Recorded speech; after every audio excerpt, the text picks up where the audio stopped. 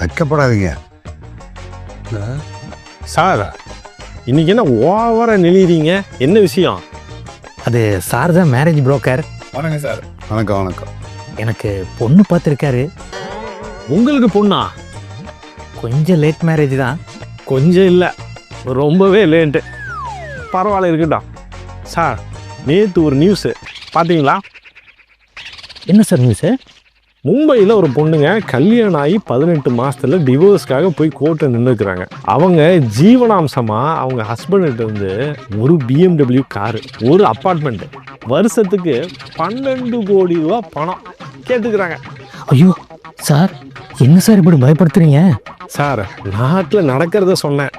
Sir, இதெல்லாம் நடக்கத்தான் sir செய்ய, உலகத்தில் நடக்காத ஒன்றும் இல்லை. அதை விடுங்க சார். கல்யாணங்கிறது ரொம்ப முக்கியம் சார், முக்கியம்.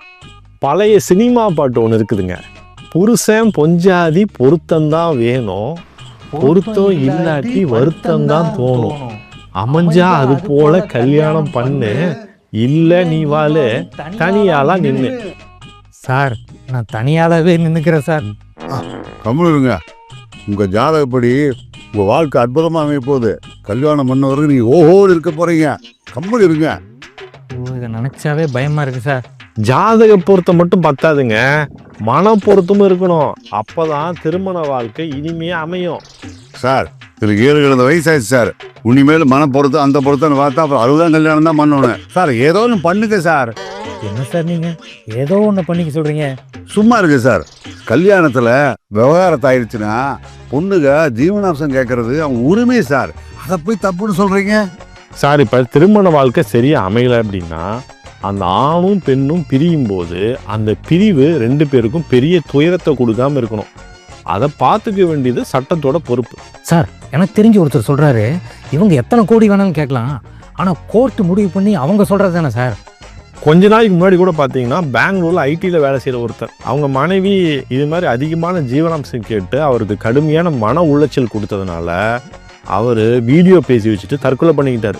சட்டம் அப்படிங்கிறது காலத்துக்கு தகுந்தாப்புல மாறிக்கிட்டே இருக்கணுங்க.